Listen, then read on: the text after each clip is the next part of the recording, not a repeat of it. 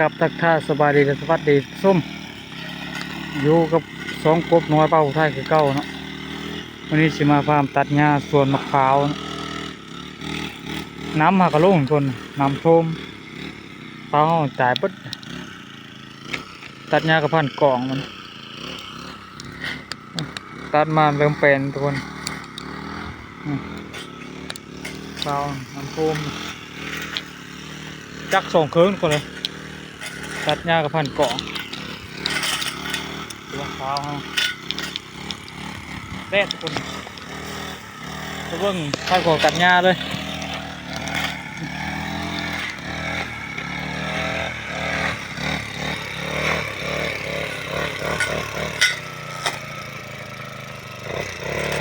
พันกล่องตัดพวกกันก็หินหลายทุกคนเลย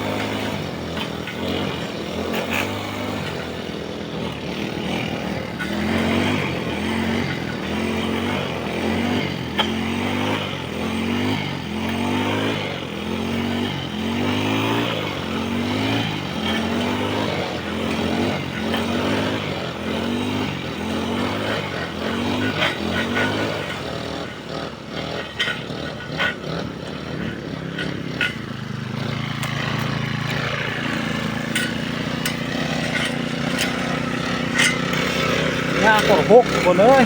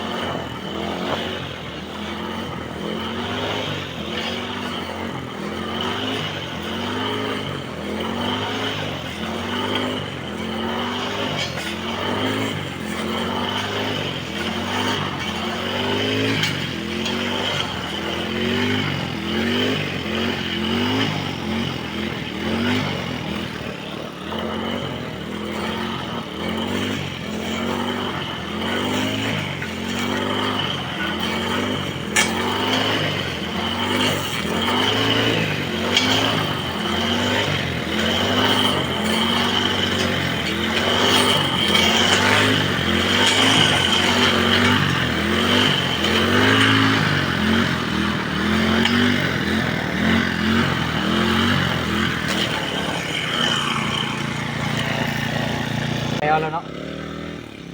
บันกองยังน้อยเดียวถ้าบันกองมันซ้ำเอาพักผ่อนน้ำมันมาเบิดแล้วจับน้ำมันเบิดที่น้อยเดียวบันกองมันตัดเรียบร้อยแล้วทุกคนคลิปนี้ก็จะยกเพียงแค่นี้ทุกคนผมไม่อย่างไรเป็นฝากทุกคนกดไลค์กดแชร์กดติดตามเลยเยอะกันคลิปใหม่ทุกคนให้บันกองมันซ้ำก็เนี่ยเราตัดมาก็เรียบร้อยทุกคนนะได้คู่เดียวทุกคนบริแล้วหมดโซนนะยังหลายอยู่คุณตอนนี้ฮอนแดดพักผ่อนกับทุกคนเลยจักเข้ากับฮอนละแต่บ้านทุกคนเจอกันคลิปใหม่เด้อ